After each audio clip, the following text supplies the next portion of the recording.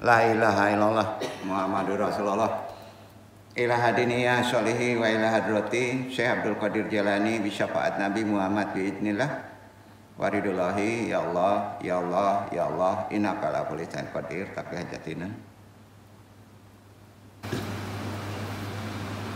Wa khususan abaruhi Nur Muhammad khususan ila ruhi Muhammad Nabiyun wabil khusus hadiri al-mahdi khalifatul radin wabil khusus arwahi juriyati wa khususan arwahi muslimin mu'minin wa muslimin al-fatihah. A'udzu billahi minasyaitonir rajim. Bismillahirrahmanirrahim. Alhamdulillahirabbil alamin arrahmanir rahim maliki yaumiddin iyyaka na'budu wa iyyaka nasta'in ihdinas siratal mustaqim siratal ladzina an'amta 'alaihim ghairil maghdubi 'alaihim waladdallin. Doa nih pesyaban. Allahumma ya jalmani wala yumanu alaika ya jal jalali wal ikram ya jatauli wal in'am la ilaha illa anta darul lazin wajarul mustajirin wa amanul qaibin. Allahumma in kunta katabtani indaka fi umul kitabi syai'an wan amahruman wan amaturudan aw mutarafan ala ila fi rizki famu.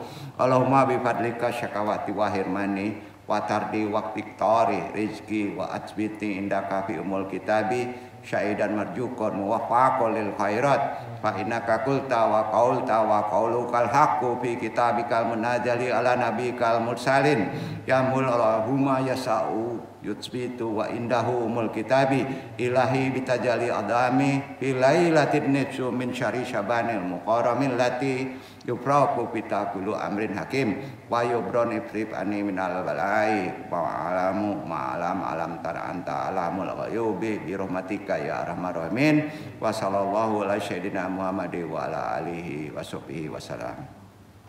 Rabbi syari sadri wa yasiri amri faqul datam lisani ya qauli ya Allah ya Rabb lapangkanlah untukku dadaku mudahkanlah untukku urusanku uraikan simpul pengikat lisan ini baik pentaklim maupun ditaklimi agar bisa memahami taklim ini dan bisa mengamalkannya di bulan yang penuh barokah ini dan Allah meridhoinya.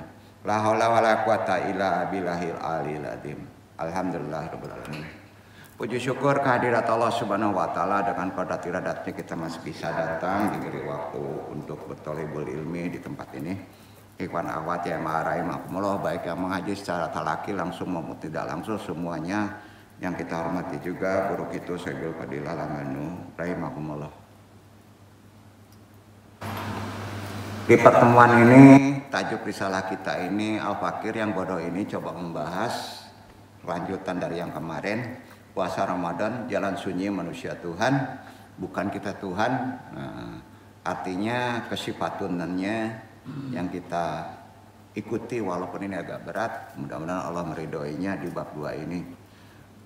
Amma ba'd. Bulan Ramadan itu kan menjadi bulan yang sangat istimewa bagi umat Islam karena umul bulan. Sebab kita sama tahu bulan Ramadan menjadi bulan di mana Al-Qur'an diturunkan. Ya kan? Ada keistimewaan. Al-Qur'an diturunkan pada 17 Ramadan itu dari Baitul Izzah ke bumi. Bukan dari aras tertinggi itu langit dunia paling tinggi. Karena Al-Quran hakikatnya dari Allah itu turunnya langsung. Tapi pas dari langit Baitul Izzah itu turun berangsur ya, ke langit awal, ke khusus untuk umat Muhammad ya. Itu berada pada angsuran pertama 17 Ramadan ya. Angsuran kedua ada waktu di Gua Hira. Di bulan Ramadan juga itu ke bumi ya dari Baitul Izzah di langit ke-7 bahasa mudahnya begitu. Pada 17 Ramadan umat Islam tentu memperingati sebagai nuzulul Quran umumnya begitu ya. Secara terminologi nuzulul Quran itu kan merupakan peristiwa diturunkannya Al-Quran sebagai wahyu Allah kepada Nabi Muhammad SAW. Kekhususannya begitu melalui perantara malaikat Jibril. Itu sejarahnya dan kita mesti mengimaninya seiman-imannya ya. Itu turun pertama secara berangsur ya. Jadi nuzul Quran terjadi di Gua Hira pada tahun ke-41 dari kelahiran Nabi Muhammad SAW. Umur 41 di Gua Hira. Itu bulan Ramadan. Ya, arti kata dalam keadaan Nabi itu melakukan amalan-amalan seperti khalwat. Ya. Itu di bulan Ramadan. Menyepi, menyendiri, mensunyikan diri. Jadi saat itu Nabi Muhammad SAW menerima wahyu 5 ayat dari surat Al-Alaq, udah kita bahas itu namanya. Ya. Ibnu Katsir dalam tafsirnya menyebutkan bahwa Allah Subhanahu wa taala memuji bulan Ramadan karena turun tadi wahyu pertama. Ya. Di antara bulan-bulan lainnya maka dijadikan umul bulan. Karena Allah Subhanahu wa taala memilihnya begitu. Jadi di antara semua bulan sebagai bulan yang diturunkannya Al-Quran yang agung, itu jatuhnya di Ramadan. Maka dari itulah bulan Ramadan menjadi sangat istimewa untuk kita. Ya. Jangan dilalaikan, jangan tidak diambil, disia-siakan. Ya. Karena orang umumnya berdoa itu ingin bertemu di bulan Ramadan untuk mengamalkan ibadah. Ya. Karena umumnya ibadah-ibadah di bulan istimewa yang sudah ditetapkan Allah itu makbul ya, lebih afdal ya.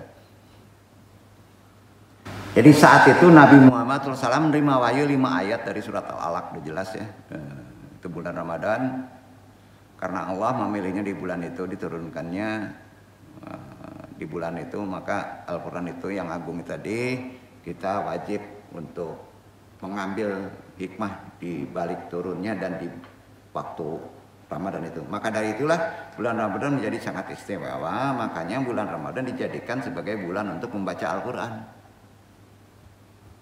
Tadarus itu sunahnya ya, harus berbeda dengan hari-hari yang lain ya.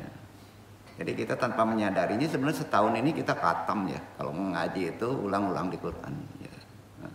Kita coba khatamkan, bukan membaca saja, bukan iqra saja, akan lebih baik memahami maknanya kan gitu ya. Karena itu udah linas petunjuk kita kehidupan untuk berjalan ke tahun-tahun berikutnya. Banyak umat Islam berlomba-lomba untuk menghatamkannya khususnya di bulan Ramadan kan? Iya kan? Nah, ingatkan lagi. Jadi Syekhul Islam Muhyiddin Abu Zakaria Yahya bin Syaraf An-Nawawi membuat kitab tuh namanya Riyadhus Shalihin ya. Bab khususnya tentang keutamaan membaca Al-Quran di bulan Ramadan. Di antaranya pertama, Al-Quran menjadi syafaat. Jadi Al-Quran itu kalau mau jadi syafaat di bulan Ramadan, syafaat itu kan artinya penolong kita. Nah, di hari nanti pas hisab, kiamat, untuk para pembacanya. Karena ada hadisnya ini. Jadi beliau mengarang kitab An-Nawawi ini juga, di kitab saya ini ada sumber dasarnya. Hadis riwayat Muslim, An-Nabi Muhammad radhiyallahu an qala Sami'at Rasulullah sallallahu alaihi wasallam gawal aqra al-Qur'an bi inna ayati yauma al-qiyamah sayfi an lahabzi rawal Muslim ya. Jadi dari Abu Umamah radhiyallahu anhu, aku mendengar Rasulullah bersabda, bacalah Al-Qur'an karena sesungguhnya ia akan menjadi syafaat bagi para pembaca di hari kiamat. Hadis riwayat Muslim. Jadi kalau ingin kita ke depan ya, membaca Al-Quran, prioritas kita kan untuk jadi syafaat, penolong. Ya. Jadi apalagi itu di Ramadan. Kalau di Syaban itu umumnya diperbanyak selawat. Ya. Ya, karena Ramadan itu bulan selawat. Jadi amalan kita secara bahasa syariat maupun mazhab 4 mazhab yang kita banggakan semua menyarankan Ramadan itu usahakan khatam. Ya karena itu akan menjadi syafaat gitu ya. Nah, bayangin sholat tarawih aja yang khatam kok ya per juz ya, sampai 30 hari. Itu yang pertama. Kalau ingin menjadi penolong kita, syafaat kita, baca Al-Quran di bulan Ramadan. Waduh berat nih. Yang kedua ya. Ini dari kitab Riyadhus Shalihin karangan An-Nawawi ya. Nah, yang kedua, orang yang mempelajari mengajarkan Al-Quran disebutkan itu merupakan sebaik-baik manusia. bukan orang yang memberi sedekah. Sebaik-baik manusia adalah orang yang mengajarkan Al-Quran. Ya. Apalagi di bulan Ramadan ya. Jadi ini dasarnya hadis riwayat Tirmidzi. Jadi artinya dari Utsman bin Affan ya, Rasulullah bersabda sebaik-baik kalian adalah mempelajari Al-Quran dan mengajarkannya. Ya. Yang ketiga, untuk orang yang mahir membaca Al-Quran, ya, kalau udah mahir di bulan Ramadan, maka kelak ia akan bersama malaikatnya. Jadi di tubuh kita ada malaikatnya, akan mengiring terus sampai ke surga. Ya. Ada hadisnya pula ini. Ya. Bukhari Muslim, artinya dari Aisyah radhiyallahu berkata bahwa Rasulullah bersabda, orang yang membaca Al-Quran dan ia mahir membacanya, maka kelak ia akan bersama para malaikat yang mulia lagi taat kepada Allah. Ya. Yang keempat, untuk mereka yang belum lancar dalam membaca Al-Quran, patah-patah, berusaha menghatamkannya apabila juga nggak khatam di Al-Quran. Jangan bersedih, sebab Allah tetap berikan 2 pahala di bulan Ramadan itu. Nggak sama dengan hari yang lain. Itu kemuliaan Ramadan. Ya. Wanaladi yaqra al-Quran yatawata'a fi fahu alayya saqal ajaran. Alayya Rasulullah bersabda, orang yang membaca Al-Quran sedang ia masih terbata-bata lagi berat dalam membacanya, maka ia akan mendapatkan 2 pahala. Hadis riwayat Bukhari Muslim. Yang kelima, yang terakhir ya di bulan Ramadan ini, kaitannya dengan membaca Al-Quran, baik yang sulit membaca, apalagi kita mengajari orang yang sulit membaca, itu pahalanya sangat mulia sekali ya. Ya. Yang kelima, Al-Quran dapat meningkatkan derajat kita di mata Allah, ya, juga di mata manusia. Hadisnya jelas dari Umar bin Khattab, Rasulullah bersabda, sesungguhnya Allah Subhanahu wa taala akan mengangkat derajat suatu kaum dengan kitab Al-Quran, dengannya pula Allah akan merendahkan kaum yang lain. Hadis riwayat Muslim. Oleh karena itu, coba kita berlomba-lomba demi kebaikan kita saat kita masuk bulan Ramadan. Pertama, start juz 1. Ya. Pahami, ya. Itu amalan-amalan yang disunahkan. Jangan lalai lah ya, insya Allah ya. Dengan amalan baca Al-Quran itulah tadi manfaatnya banyak dunia wal akhirat. Ada 5 kaitannya dengan petunjuk dalam bulan Ramadan. Karena makin mendekat di Syaban ini Anda harus menunjukkan amalan yang paling pas gitu ya. Ada 5 pula doa yang mesti kita amalkan di bulan Ramadan. Ya, doa itu sering dilafalkan oleh umat muslim guna mendapatkan barokah dari Allah. Dengan membaca doa di bulan Ramadan ini diharapkan umat muslim dapat terkabul doa dan keinginannya di sepanjang menunaikan ibadah puasa. Tak hanya itu, setiap amalan dan doa di bulan Ramadan akan diijabah karena tepat waktunya ketika malam Lailatul Qadar lagi, itu puncaknya ijabahnya. Nah, tiba sulit mendapatkannya, kita sudah mengikuti tuntunan Rasul dari 10 akhir Ramadan. Berikut 5 doa utama yang biasa dibaca oleh umat muslim di rumah di bulan Ramadan. Ini yang awal-awal dulu Anda hanya mengingatkan dulu. 1, setar pertama kita sambut dengan doa. Allahumma barik lana fi Rajaba wa Sabana wa barik lana Ramadana. Udah tahu itu. Setar pertama. Kedua, niat puasa. Nah, itu ada sekaligus, ada per hari. Nah itu sama qadin anadai pada saat di Ramadan di sana lillahi ta'ala. Udah tahu itu. Aku berniat puasa karena gini. Niat dalam puasa, niat puasa wajib sifatnya fardhu ain, tanpa niat puasa tidak sah. Kalau Syaban tidak pakai niat, pas besok kita mau puasa Syaban ya, ternyata di rumah nggak ada beras, dan saya niat aja puasa, boleh. Itu fikihnya. Puasa sunat yang lain gitu juga boleh. Contoh Nabi pas tanya ke Aisyah, gimana? Nggak ada roti, nggak ada apa-apa. Ya saya puasa saja. Artinya puasa sunat dibolehkan di Syaban, tapi puasa wajib syaratnya mutlak harus ada nih niat. Itu perbedaannya. Puasa wajib itu ada bukan satu aja Ramadan ya. Kemarin udah dibahas. Apa aja tuh, Pak? Najar wajib. Kalau antum berniat puasa setelah selesai urusan kita dan berhasil lulus semuanya, saya niat puasa, itu najar. Berarti itu hukumnya wajib, ada niat. Paham ya? Itu perbedaannya. Apalagi mengkodok puasa Ramadan yang bolong, wajib, betul kan? Ada niat.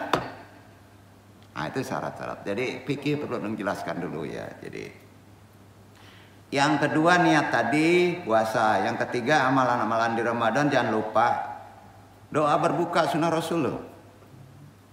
Ya, sunnah Rasul, jangan sepelekan. Lafazkan, ajarin yang lain. Yang paling sahih riwayat Abu Daud, nomornya 2357. Doa berbuka puasa.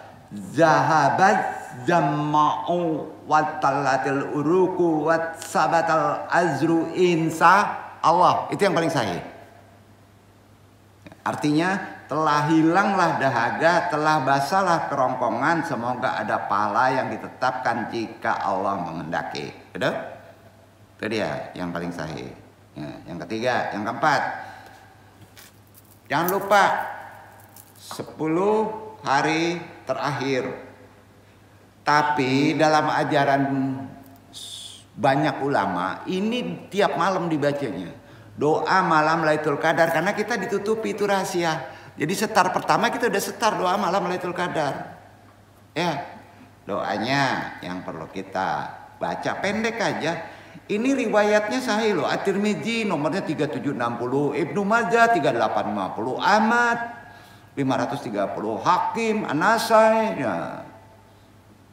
Semua ada perawinya. Jadi dari setar pertama Ramadan kita baca doa ini. Boleh amalannya setelah tarawih, tiap fardu, boleh siang, boleh malam. Allahumma innaka afuun karimun tuhibbul afwa fa'fu ani. Ulang. Allahumma innaka afuun karimun tuhibbul afwa wa'fu ani. Itu sering lupa tuh.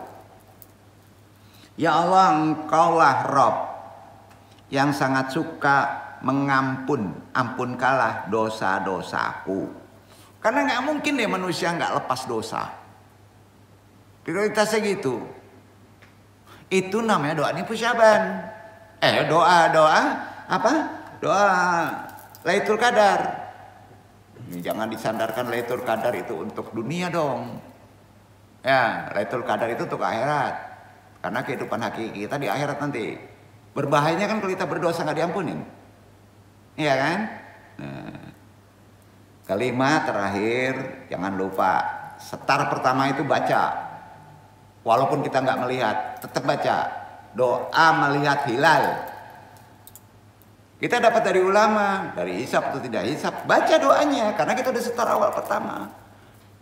Ya. Allahu Akbar, Allahumma ahlillahu alaina bilal. Wahimani wasyalamati wasalami watafiki limayi burna wayasra robuna warubullah. Jadi doa ini dibaca dulu, doa menyambut Ramadan langsung berbarengan dengan doa hilal.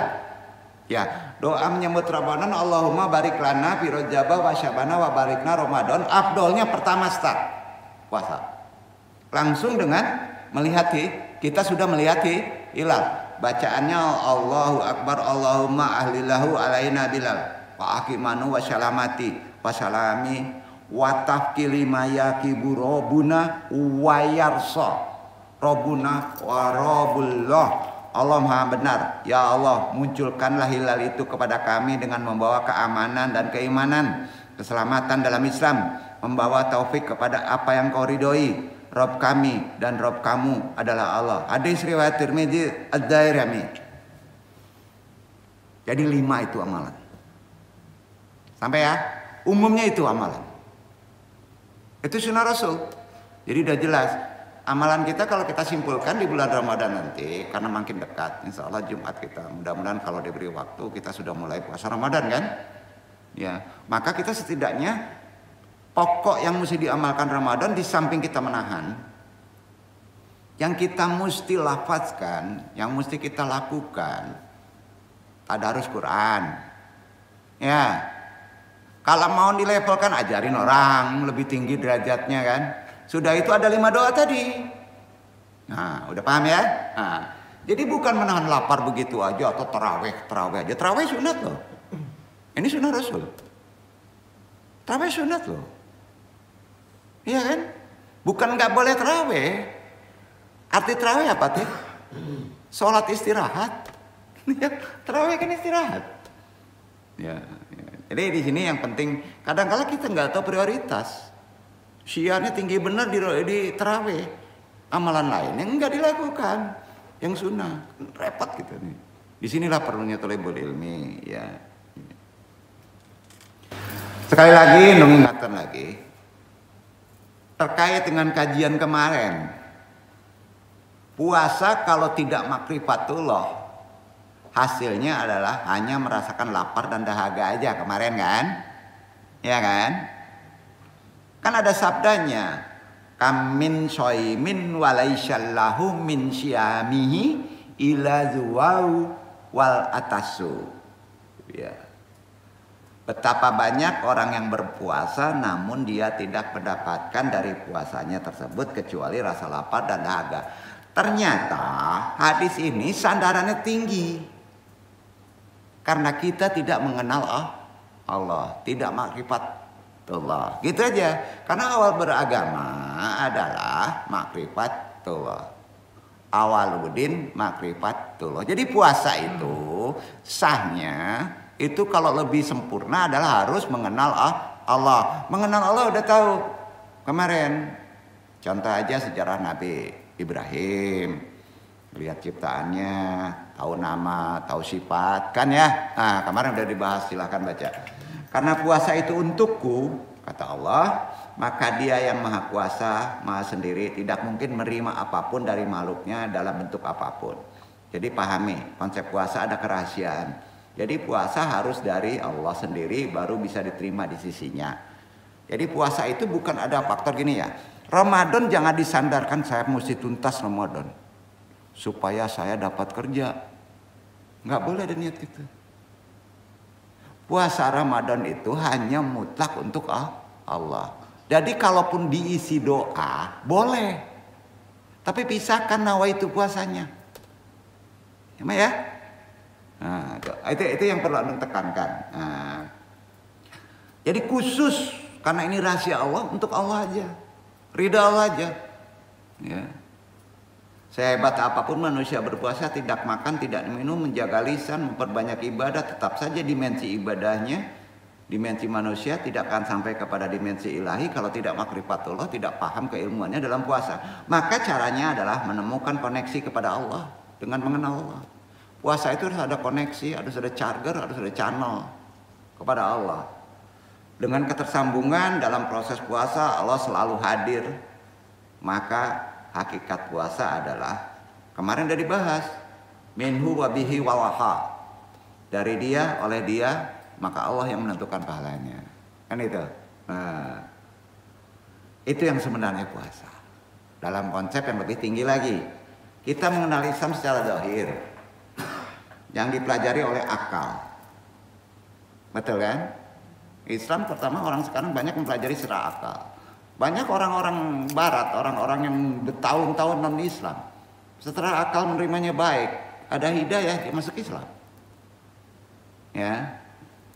Dengan kecerdasan. Tapi tak pernah bisa hati-hati mengambil Islam dari sisi Allah, makrifatullah. Karena akal terbatas.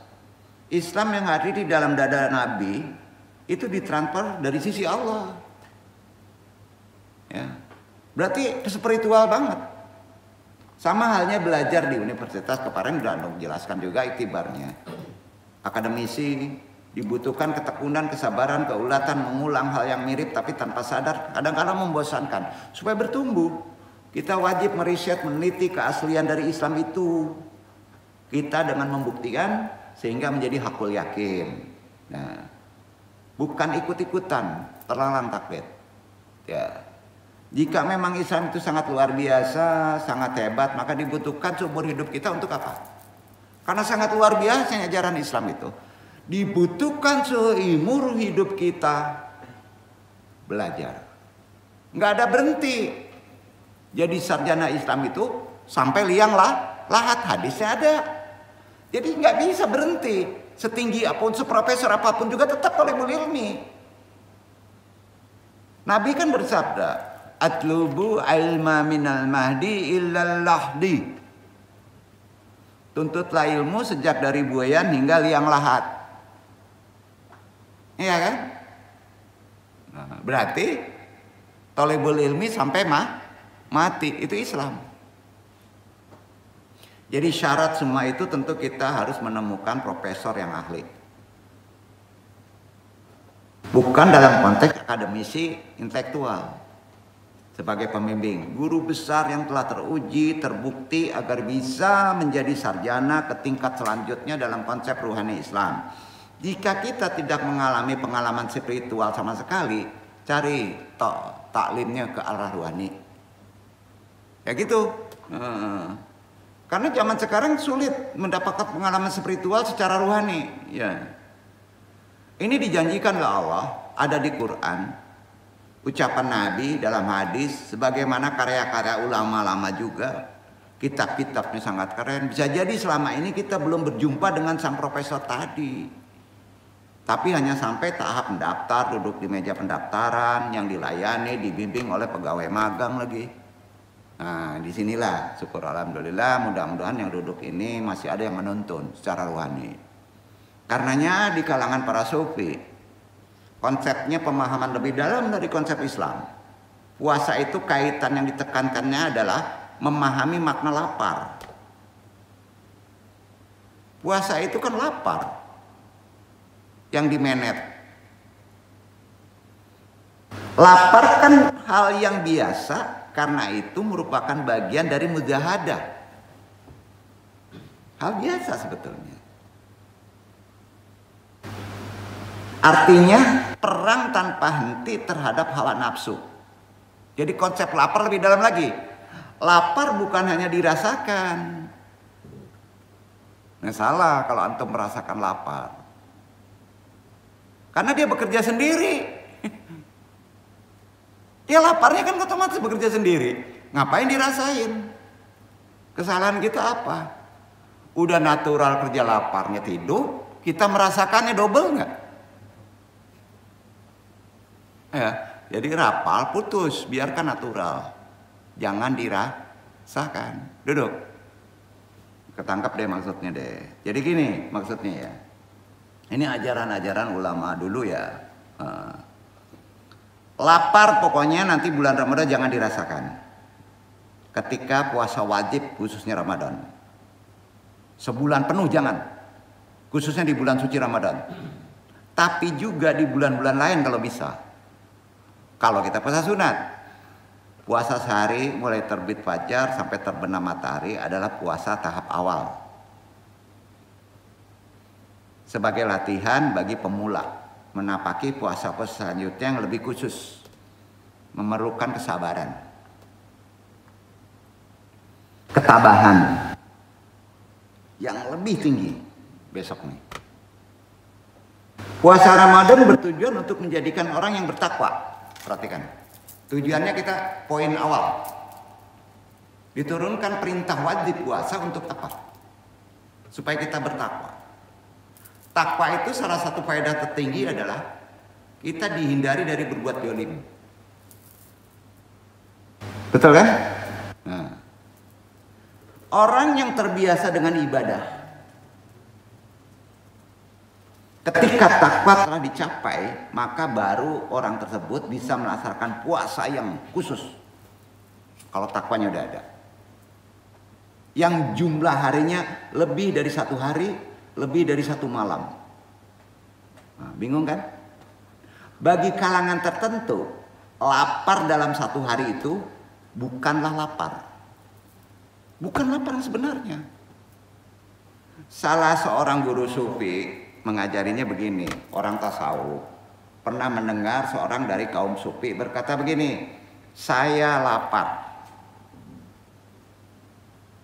Maka guru sufi berkata, Anda bohong. Mengapa demikian? Tanya orang tersebut. Sebab rasa lapar adalah salah satu rahasia dari rahasia Allah yang disimpan rapat di gudang-gudang simpanan Allah dan tidak akan diberikan kepada orang yang membocorkan rahasia itu, kata guru sufi itu. Saya Abu Nasar Asy-Syaraj, seorang sufi, seorang ahli tasawuf, ahli fikih juga nih, ya, bercerita. Begini ceritanya. Ada seorang dari kaum sufi datang kepada seorang guru sufi. Kemudian sang guru menyuguhkan makanan kepadanya. Lalu ia makan. Sejak beberapa hari antum tidak makan. Sejak kapan antum tidak makan? Padahal dia sufi itu. Tanya sang guru tadi pada orang itu. Sejak 5 hari, jawabnya. Lapar yang antum rasakan bukanlah lapar kefakiran tuh. Saya lapar kan gitu. Bukan. Yang diminta Allah tuh laparnya kefakiran. Dalam konsep jati diri yang lebih dalam. Walaupun efeknya itu secara johir menahan. Paham maksudnya? Jadi lapar itu kaitannya dengan fakir. Kefakiran. Akan tetapi lapar antum itu adalah lapar karena bakhil. Duduk. Makanya lapar jangan dirasain. Nggak mati pak, orang puasa menahan tuh nggak mati. Menyehatkan. Orang nggak puasa karena takut dengan lapar. Lapar itu kan konsep zahiriahnya menahan.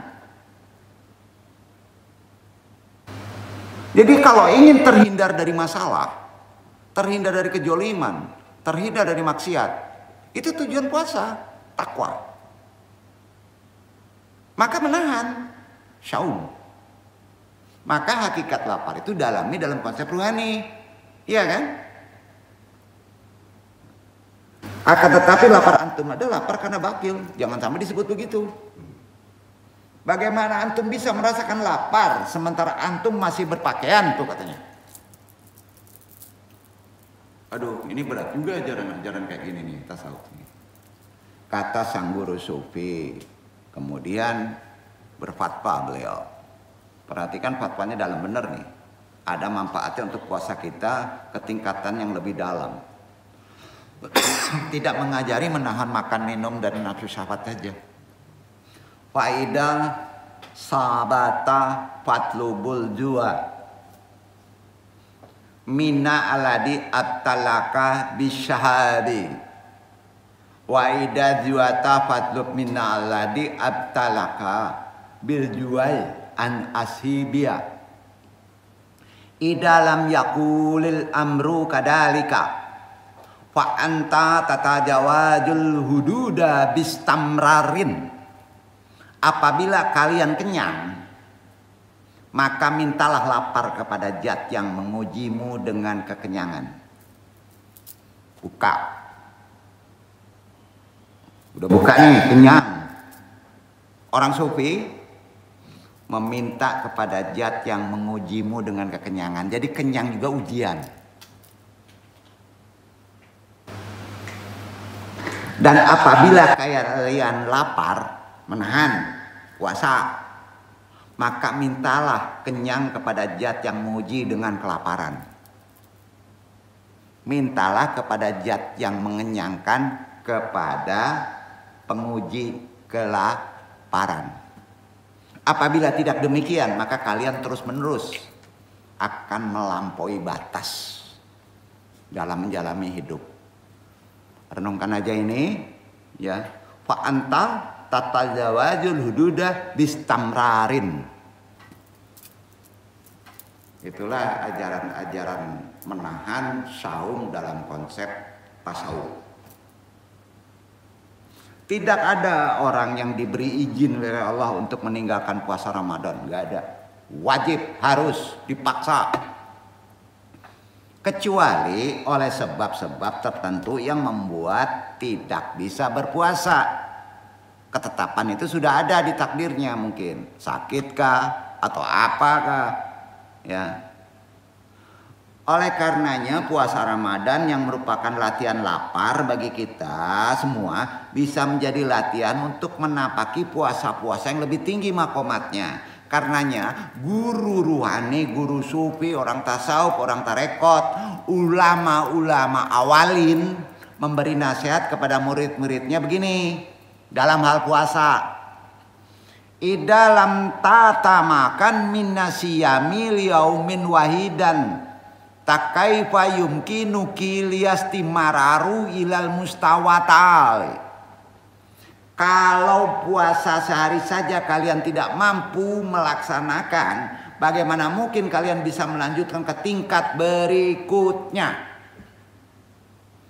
Nah, begitu juga dukungan para ulama besar fikih, pendiri 4 mazhab dalam perkara ruhani.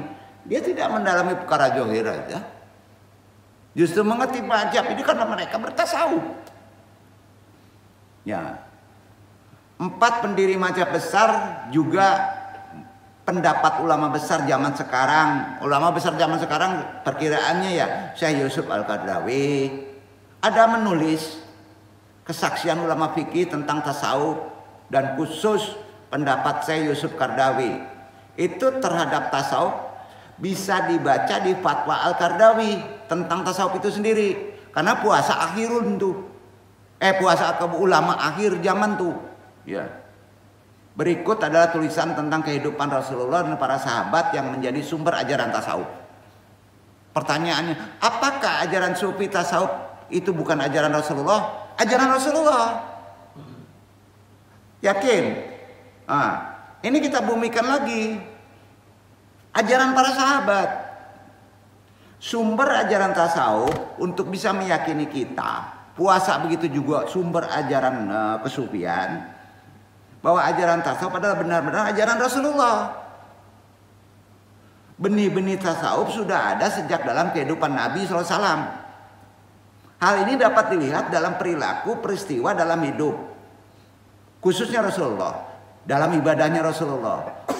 Juga perilaku Nabi Muhammad, kesufiannya, peristiwa dan perilaku hidup Nabi sebelum diangkat menjadi Rasul.